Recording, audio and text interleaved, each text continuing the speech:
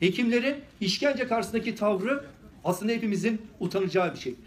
Vermiş oldukları rapor utanacağımız bir şey. Aysel Tuğluk Başkanımızın aylarca tahliyesinin geciktirilmesi ve sağlık hizmetinden yoksun kalması hepimizin utanacağı bir şey.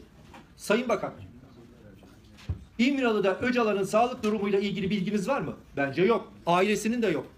Avukatlarının da yok. Cezaevlerinde 1400 tane hasta tutsak var. Mahpus var.